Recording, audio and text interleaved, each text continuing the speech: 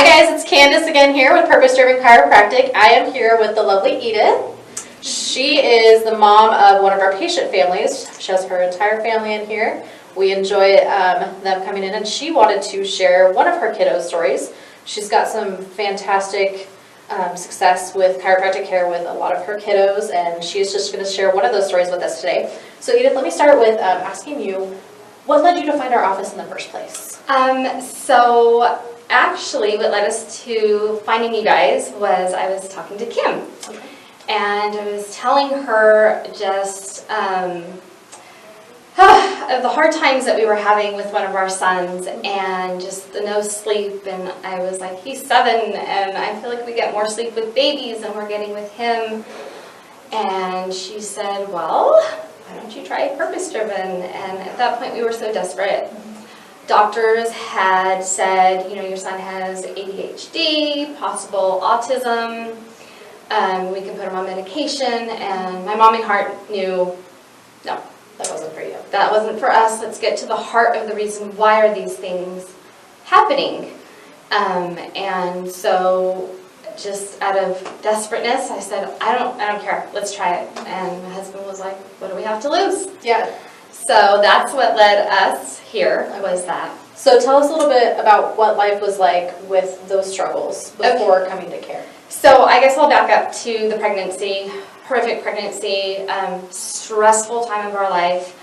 Actually, at about 20 weeks, I went into preterm labor and had to go in almost weekly for terbutaline shots. So that was kind of a strike one against him. And that held me to about 38 weeks pregnant. I went into labor, and my OB at the time, she wasn't on call until about midnight, and I had gotten to the hospital at 10. So she told the hospital staff to hold me off so that she could deliver the baby. More drugs into the system. Oh, and before that, at 36 weeks, I had gotten strep throat, so I was on antibiotics for 2 weeks. Okay. So all this medication going into him, stressful pregnancy, and then, you know, holding me off, delivered him, and he was 7 pounds, 11 ounces. I was like, oh, okay, great, he's healthy. And at 2 weeks old, he weighed 5 pounds. Okay. That was kind of the point where I was starting to worry. I went through like all this gurgly noises, and they were putting him on acid reflux medication.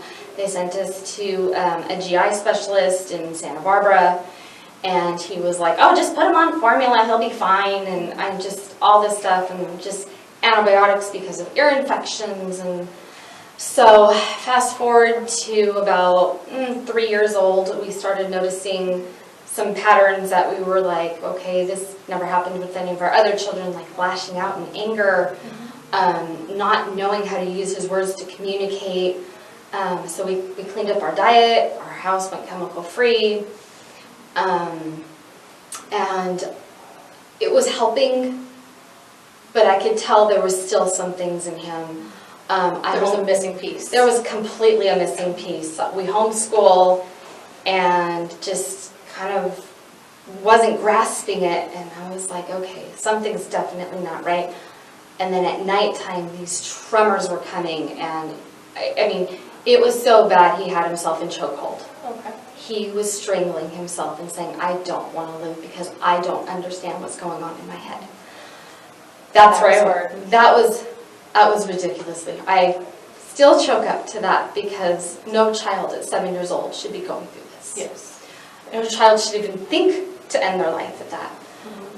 But just knowing he knew something's not right in my head. I'm foggy.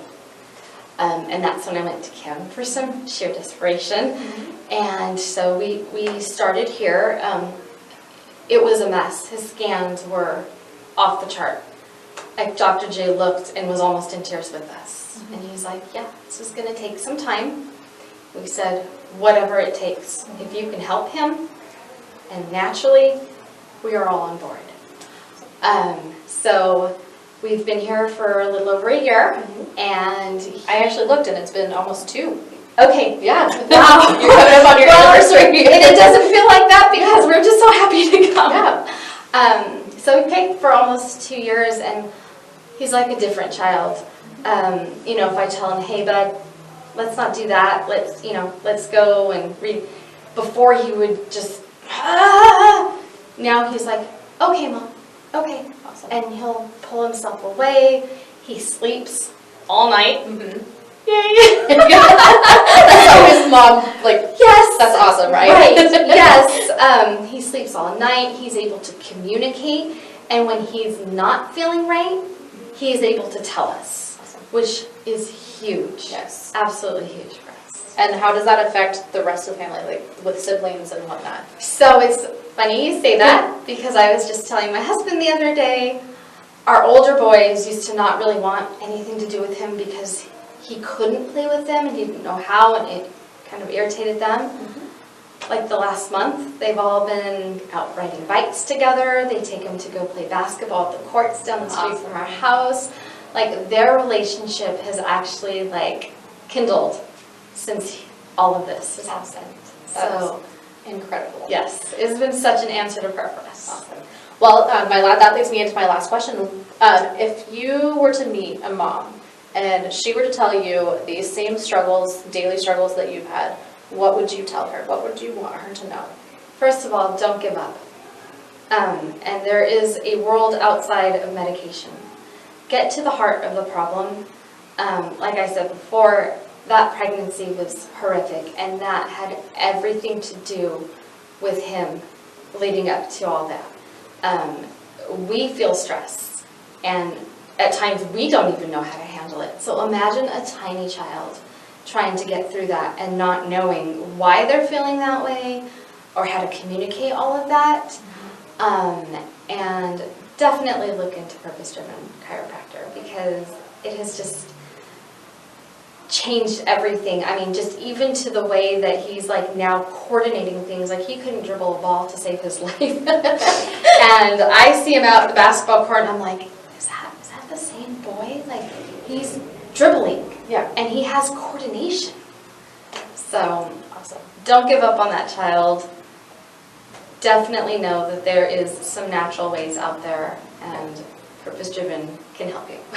Awesome. Well, thank you so much, Edith, for sharing with us today. I know from her, I'm just going to say for her, I know she just wants to give everybody the hope that she found. So we're so thankful for her and sharing this story and Christiana's story. And that's just one story that she has to share.